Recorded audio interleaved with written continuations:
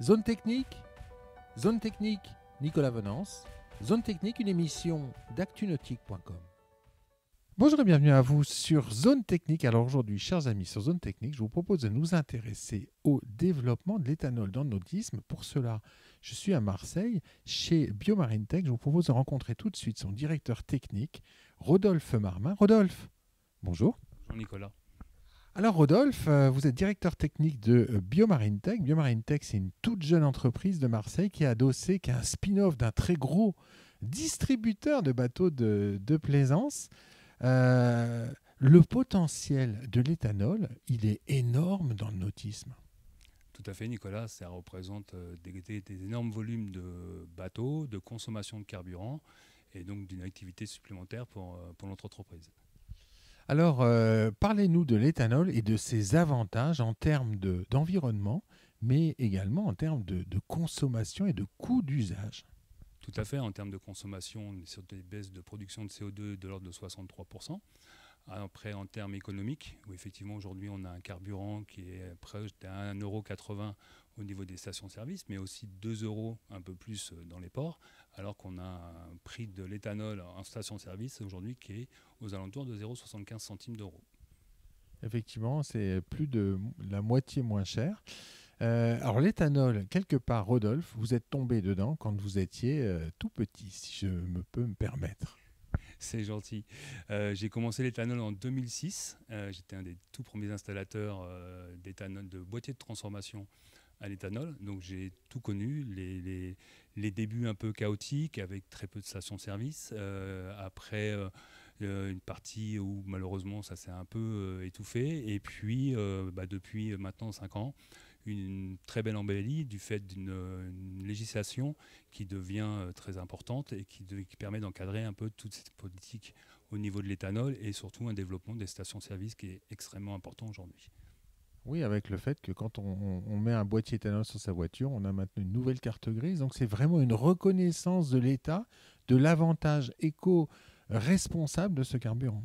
Tout à fait, avec une vraie filière aujourd'hui française, c'est-à-dire qu'aujourd'hui on produit notre propre éthanol, c'est-à-dire qu'on cultive la betterave et après on le transforme pour avoir un éthanol, et puis une partie administrative avec des cartes grises, avec des gens compétents qui ont permis l'écriture d'un décret qui encadre toutes les boîtiers, avec des sociétés françaises qui produisent des boîtiers français. Donc toute une vraie filière qui permet aux gens d'être rassurés en montant des boîtiers éthanol sur leur véhicule, et l'idée est de transférer cette activité au niveau automobile dans le nautisme. Alors justement, votre activité chez BioMarineTech, elle est tout d'abord, et on va déjà s'intéresser à cette première chose, le développement et la commercialisation d'un boîtier, c'est ça ? Tout à fait. On va avoir donc un boîtier spécifique marin avec des normes, la norme IP68 en termes d'humidité dans les boîtiers, pour ne pas avoir des boîtiers qui prennent l'eau, et que les gens soient rassurés quand on leur installera des boîtiers à bord de leur moteur bateau, inboard ou hors-bord. Donc cette activité de développement du boîtier et d'installation, j'imagine que dans votre région de Marseille, vous allez faire aussi l'installation, mais que partout en France, là, vous allez plutôt trouver des installateurs. Tout à fait. L'idée, c'est d'avoir un boîtier qui est capable d'être monté par des gens quand même formés et compétents, mais sur toute la France, parce que la demande elle a lieu pas seulement sur la Méditerranée, mais dans tous les ports de toute la France. Rodolphe Marmin, on a présenté l'avantage, c'est moins cher, ça respecte l'environnement. Vous allez faire les boîtiers, vous allez les installer ou les faire installer, mais maintenant, permettez-moi de vous poser quand même les quelques petites questions qui fâchent quand on parle d'éthanol. Possible ? Tout à fait, tout à fait. Alors la première question qui me vient à l'esprit quand on parle d'éthanol, c'est le renforcement des sièges de soupape et le remplacement des durites de moteur qui en fait ne résisteraient pas à l'acidité de ce carburant. Qu'en est-il ? En fait, un des deux problèmes de l'éthanol et de la vision de l'éthanol en France, c'est toutes ces croyances qu'il peut y avoir sur ce carburant. En fait, il faut apprendre qu'on a un éthanol européen, qui n'est pas le même que le brésilien ou l'américain, il est soumis à des règles, où aujourd'hui, en fait, il y a un taux d'humidité dans l'éthanol qui peut être supérieur à 0,3%. De ce fait, on a un carburant qui est hydrophile, donc qui ne va pas capter l'humidité ambiante à partir du moment où on est sur quelque chose de fermé, avoir un réservoir et une ligne d'alimentation de carburant qui est hermétique. Voilà, vous n'aurez pas de souci d'eau dans votre carburant ni dans votre moteur, et il n'y aura rien qui sera cassé de ce côté-là. Ouais, parce que ça, c'est une vraie remarque qui sort souvent. Donc, c'est cette présence d'eau qui pourrait casser le moteur une fois que le bateau est hiverné pendant quelques temps. L'autre chose, l'acidité par rapport au durite. Alors, aujourd'hui, il faut savoir que les constructeurs, quand ils mettent un moteur de bateau en marche sur le sol européen, ils savent qu'aujourd'hui, il existe du LE95 E10. Donc, tous les moteurs récents sont adaptés à accepter du LE95 E10. Donc, nous, on fait de l'E85, qui est à dire du carburant qui contient 15% d'essence. Donc de ce fait-là, les différences qu'il y a entre les deux carburants est infime par rapport aux précautions que peut prendre un fabricant de moteur qui adapte son moteur pour le marché européen. Donc, en fait, on n'a pas du tout de problème de durite qui exploserait du fait de l'acidité et donc de moteurs qui partent en incendie. En fait, l'histoire, elle est vieille. C'est qu'au début de l'éthanol, en 2007, on installait ça sur des moteurs qui dataient des années 90-95 et qui, effectivement, eux, n'étaient absolument pas adaptés à recevoir de l'éthanol. Et effectivement, à cette époque-là, on a eu des soucis de durite. Mais aujourd'hui, il y a une loi qui est depuis 2000 que tous les véhicules doivent être adaptés en fait, à l'éthanol. Donc aujourd'hui, vous n'avez plus aucun véhicule où vous avez des problèmes de durite là-dessus. C'est vraiment, aujourd'hui, le combat, il est aussi là de faire tomber toutes ces fausses idées qu'il peut y avoir sur l'éthanol. Alors, la troisième de mes remarques, c'est la disponibilité de l'éthanol. Parce que quand on connaît un peu ce carburant, on en a chez Total sur l'autoroute, on a dans les stations Total, on en a chez Intermarché. Et puis ensuite, waouh, c'est pas simple. Hein. Alors, c'est pas simple, c'est une société qui s'améliore tous les jours. C'est-à-dire qu'aujourd'hui, sur le réseau routier, on est passé de 700 stations à peu près en 2017, aujourd'hui à 2700 stations en 2022. Donc ça rapproche l'utilisateur de bateau d'une station éthanol également, parce qu'aujourd'hui, on le voit dans les villes, il y a beaucoup plus de stations qui distribuent de l'éthanol. De là, aujourd'hui, les gens qui sont habitués à faire leur bidon d'essence ou leur bidon d'éthanol, pour eux, il n'y aura pas de contrainte à aller faire 40 km pour aller trouver de l'éthanol. Aujourd'hui, ce n'est plus le cas du tout.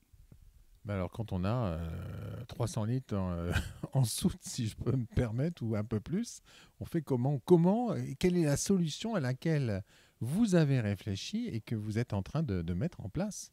Alors l'idée, elle est double. Il y a d'avoir des ports qui soient capables d'eux-mêmes de distribuer de l'éthanol au sein des ports maritimes. Mais la deuxième idée, c'est d'avoir nos propres distributions de stations en mer, en fait, qui seront des centres de vie, qui nous permettront à la fois de distribuer l'éthanol, mais aussi d'accueillir des bateaux. Et de ce fait-là, d'avoir quelque chose d'une filière écologique, parce que ça va dire avoir des barges qui sont fixées par des fixations écologiques, des systèmes tout autour, de panneaux solaires pour l'alimentation, d'avoir donc toute une filière totalement green pour pouvoir distribuer de l'éthanol en mer sans aucune contrainte écologique ou qui viennent polluer le milieu marin. En fait, créateur et développeur de boîtiers, installateur, distributeur, mais également fournisseur de carburant. Quelque part, là où le port n'installera pas une station. Le but, il est là. On sait qu'il y a des petits ports qui ne pourront jamais avoir une nouvelle cuve pour pouvoir distribuer de l'éthanol, parce que c'est des gros investissements, c'est des travaux. On sait le problème des ports aujourd'hui en termes de place. C'est très, très compliqué d'avoir des places supplémentaires. Donc l'idée est de venir avec ces solutions qui seront à la fois transportables et à la fois manipulables, de pouvoir se mettre où va être la demande d'éthanol sur la mer. Les Nautical démarrent tout juste à La Ciotat. Voilà. Et La Ciotat, c'est le lancement officiel de cette commercialisation. Alors maintenant, soyons concrets. Quel type de moteur puis-je adapter à un fonctionnement à l'éthanol? Donc ça va être des moteurs 4 temps, à injection, récents, entretenus en bon état, parce que c'est quand même le but. On vient modifier l'injection des moteurs. Donc de ce fait-là, il faut quelque chose qui est en bon état. À partir de là, il n'y aura pas aucun souci du 4 cylindres, 6 cylindres, 8 cylindres, 10 cylindres. On pourra équiper l'ensemble des moteurs à partir du moment où c'est des moteurs 4 temps à injection. Donc de, 15 chevaux, 20 chevaux à 600 chevaux. Aujourd'hui, on partira du 25 chevaux, on va dire, jusqu'à 600, 700 chevaux. Aujourd'hui, dans l'automobile, on équipe du 700, 800 chevaux sans souci en termes de boîtier. Et ça sera exactement la même chose sur les parties maritimes, il n'y aura aucun souci. Dans les starting blocks? Oui, oui, parce qu'on va avoir une offre globale, on va avoir une offre au niveau technique, on aura aussi une offre administrative, dans le sens où on va coupler ça à une garantie pour les gens, où ils pourront souscrire une garantie sur leur moteur, c'est-à-dire que s'il se passe quoi que ce soit, il y aura une garantie qui viendra couvrir les dégâts qu'il pourrait y avoir liés au montage de l'éthanol. C'est pour ça qu'on précise d'avoir des moteurs en bon état, ce n'est pas des garanties globales, mais des garanties qui vont couvrir toute l'installation éthanol, de la pompe à essence jusqu'aux injecteurs et à la partie échappement. Ce qui existe dans l'automobile aujourd'hui. Tout à fait, on copie exactement ce qui se passe dans l'automobile. Question prix. Le prix s'affiche sur votre écran à l'instant, puisqu'au moment de réaliser cette interview, ce n'était pas encore indiqué, ce n'était pas encore officiel. Merci beaucoup, Rodolphe, de nous avoir reçus aujourd'hui. Merci, Nicolas. Voilà, et puis moi, je vais vous laisser rêver sur les images de ce bateau en navigation. À très bientôt sur Zone Technique.